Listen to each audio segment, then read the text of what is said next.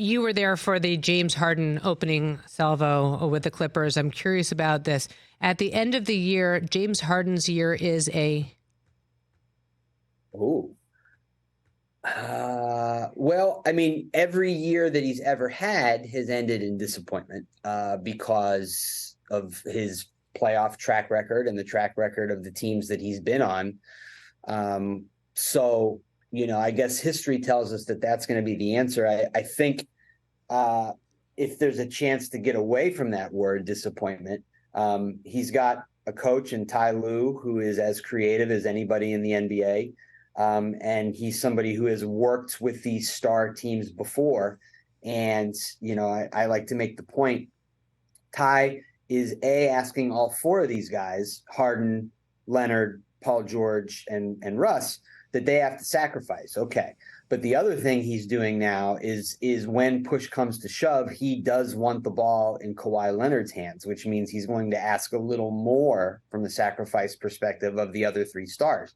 My point is he's done this before. When he took over the Cavs in 2016, they were in first place. They had just come off of finals. They had LeBron, they had Kyrie, they had Kevin Love. And Ty had to sit those guys down. And he said, when push comes to shove, you, Kyrie, and you, Kevin Love, have to defer to LeBron. And they did.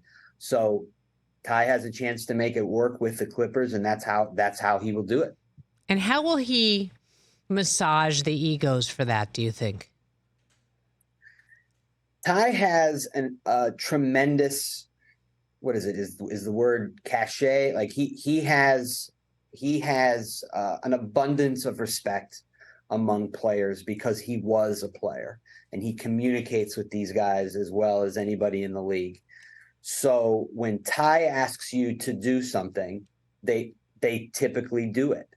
I was in the bubble as one of the reporters there, and every night, not every night, but many nights, reporters and players would congregate outside at Disney, and Ty would hold court with these players. And it wasn't just that he was an assistant coach on the Clippers at the time, and it wasn't just the players on the Clippers who would come sit with him. I mean, players from the Lakers, players from the Raptors and the 76ers, they would all come and just sit and hang out with him because that's who he is to these players. So he's got to rely on his personality and the respect that he's built up over a great career. But listen, James Harden, the day that he gets introduced as a Clipper, says, I'm not a system player, I am a system.